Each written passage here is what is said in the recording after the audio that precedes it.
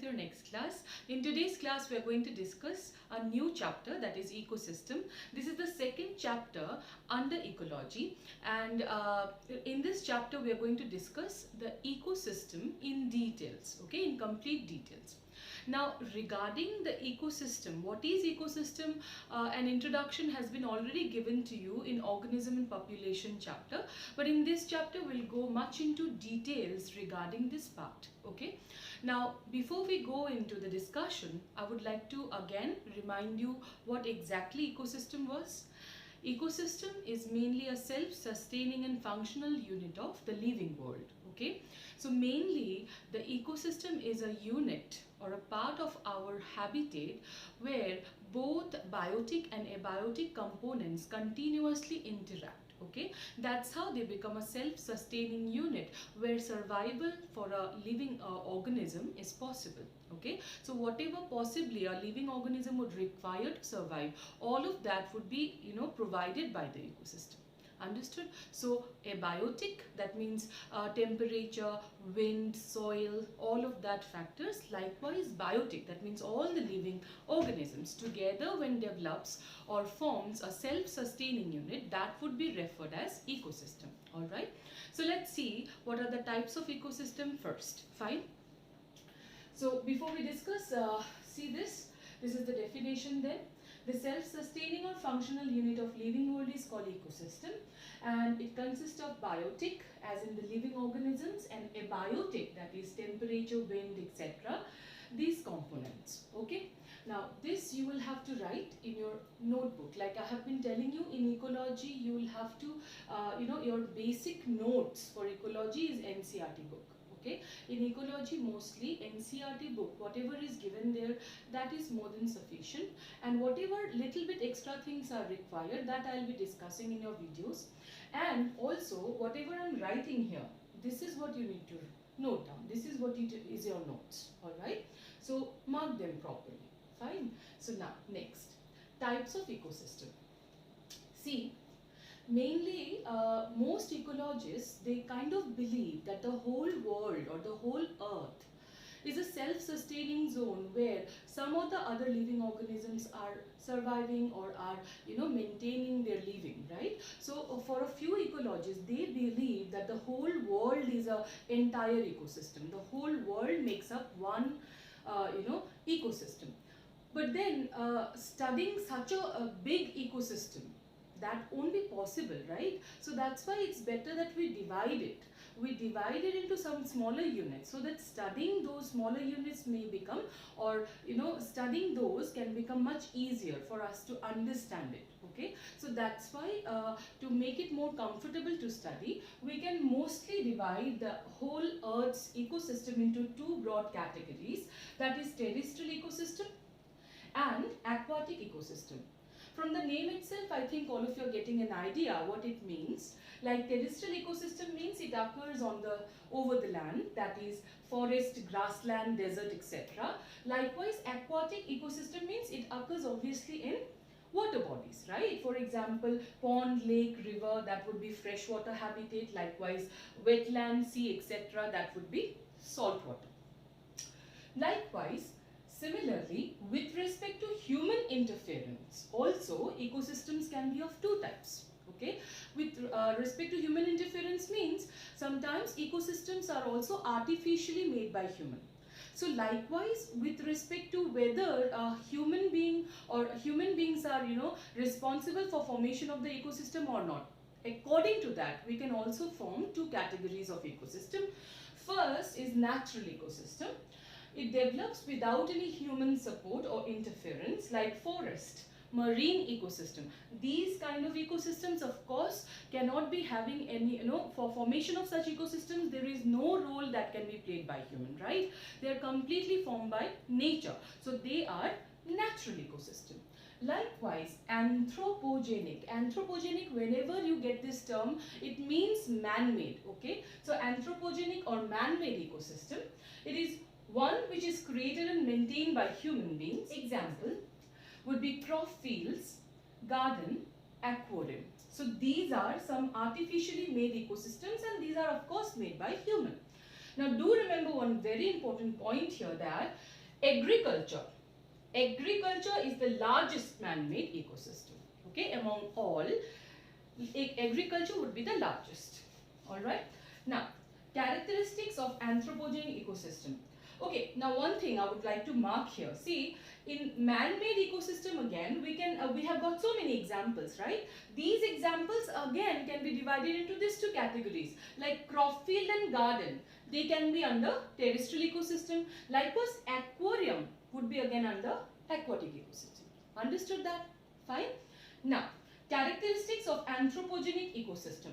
Now, there are certain kind of characteristics which are going to be maintained in a man-made ecosystem, and they are that it do not possess self-regulatory mechanism. Of course, it's man-made. There will be, it is highly controlled. What are the kind of, biotic components which are going to be present is completely under the control of human. So that's why self-regulatory mechanism, that means to grow on its own, to develop on its own, to expand on its own, that is not going to be present.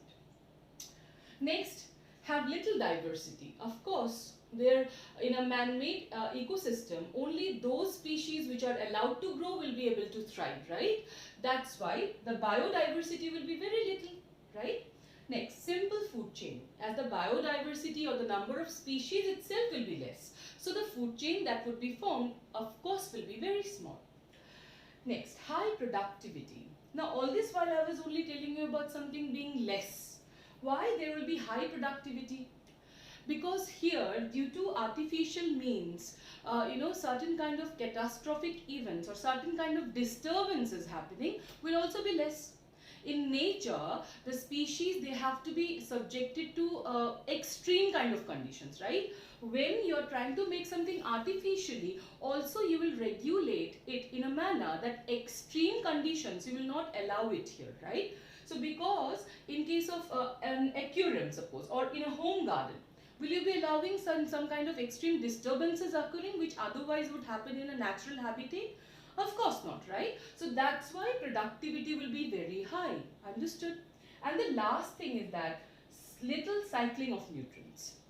Of course, because the number of species will be less and every other things that is getting regulated would be less. So in that case, little cycling, mineral cycling will also be very less in comparison to a natural ecosystem. Understood this? So this is just a brief, introduction to the ecosystem. Now next let us go into details of it. Now let us start with ecosystem components, okay? Now see, ecosystem components mainly fall under two categories, biotic and abiotic. Abiotic components have been already discussed in details in organism and population chapter, like the abiotic components were climatic, edaphic and topographic. Climatic factors would include temperature, light, wind, air current, humidity and water. Likewise, edaphic factor means all about soil, isn't it? It includes factors related to structure and composition of soil.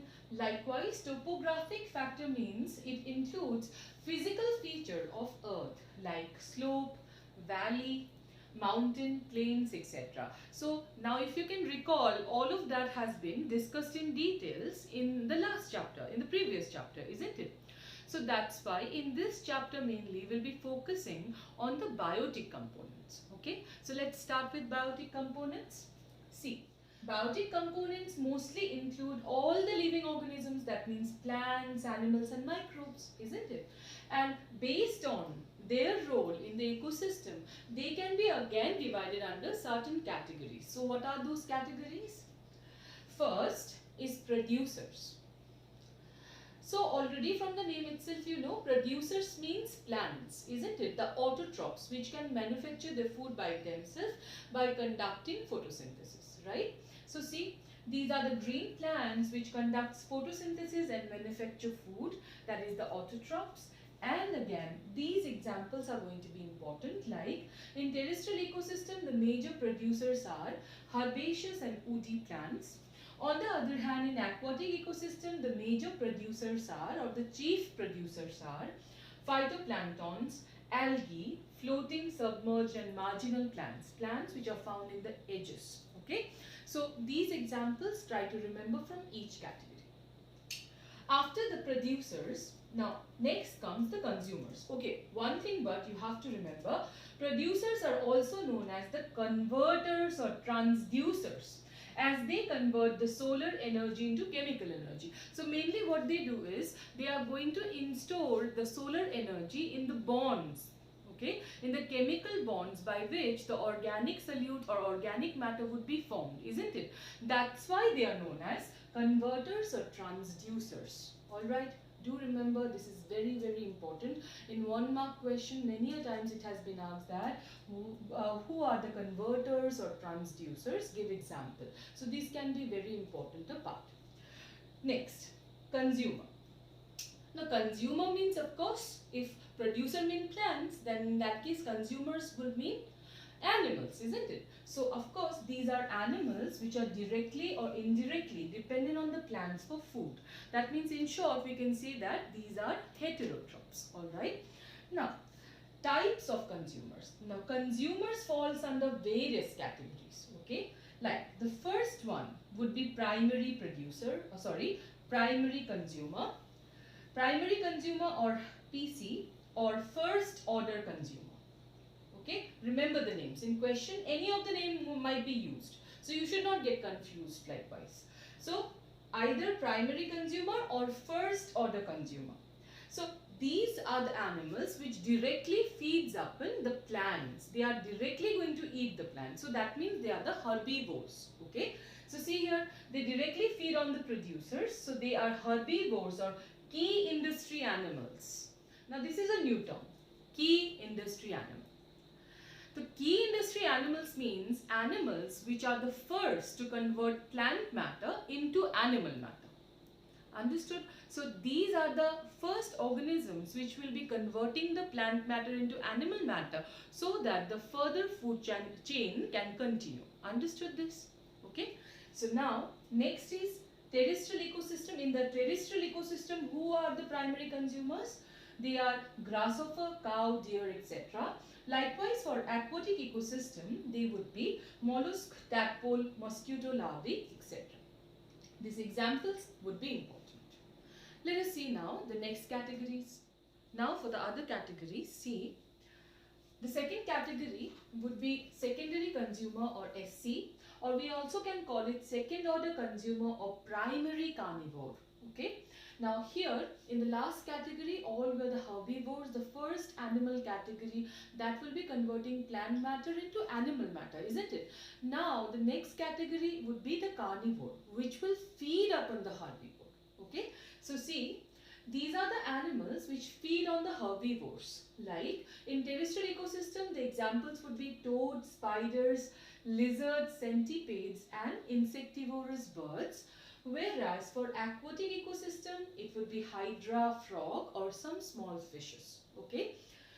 On the other hand, the next category would be tertiary consumers or TC or third order consumers, or we can also call it secondary carnivores. Okay. That means they would form the next form or the next, slab in the food chain. Now here, the examples would be for terrestrial ecosystem, snake. For aquatic ecosystem, it would be a large fish. Alright. The last and the final category would be top carnivores. Now top carnivores means those animals which are not eaten by others, which forms the topmost layer in the food chain. Okay. Beyond that, there will be no further category. So in short, they are not eaten by any other organism or any other animal. That's why they are the top carnivore. Alright. The carnivores which are not eaten by others are called top carnivores. For example, tiger, lion, panther, falcon, peacock, etc. All of that would be the top carnivores. Okay, the topmost category in the food chain. Alright. So these being the second category, that means we have discussed the producer and then the consumer. There is a third one as well, that is the decomposer. Okay, like I told you, the biotic component includes plant, animals and microorganisms, isn't it? Producers, plants, consumers, animals. So what is left? Microbes, isn't it? And microbes will form the third category, that is decomposers. Okay, so see here, decomposers. These are saprophytic microorganisms. Saprophytic, the term you have got so many times in class 11, which means the one which feeds upon dead and decayed particles, right? So these are saprophytic microorganisms mostly found in the soil, which derive their food materials from dead remains of plants and animals. Okay. Now, what basically they do, if you remember, they would be secreting digestive enzymes or juices into the surrounding, dead remains of plants and animal matter, so that the organic matter would now start getting degraded. Okay.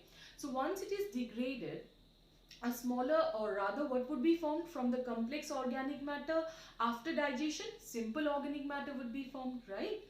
This simple organic matter would be assimilated by the microorganisms for deriving their own energy, but then a huge percentage of it would be further degraded and would be converted into inorganic matter. Okay, so what's the conversion going like? First, complex matter, then it will be converted into simple organic matter, and finally into inorganic minerals, okay, or inorganic elements. All right, so see, they bring about cyclic exchange of materials between biotic community and the environment. So that's how they would be exchanging the materials between biotic component and the environment, because they would be finally helping in the conversion of complex organic matter into inorganic substance. So that's how they would be giving back the materials, or cycling of the materials in the whole environment, from biotic to abiotic component, again from abiotic to biotic component. Okay. Now, they are also called reducers. Of course, they are decomposing the materials, right? They are reducing it. So, in that case, they are also called reducers. Now, important examples among the decomposers will be all the microbes like fungi, bacteria and flagellates present at the bottom of the pond, which will be in abundance, okay?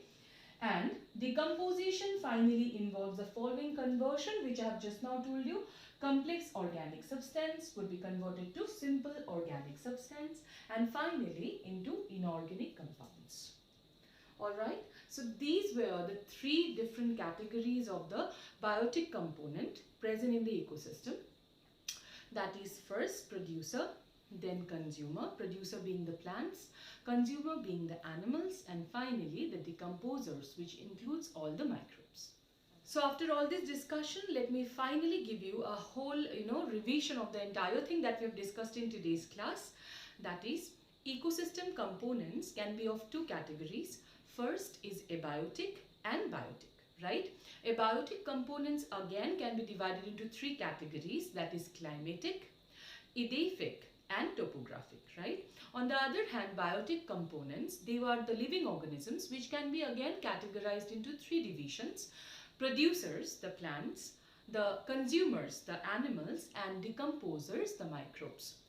On the other hand, the consumers also have four categories within. That would be primary consumer, then secondary consumer, tertiary consumer, and top carnivore.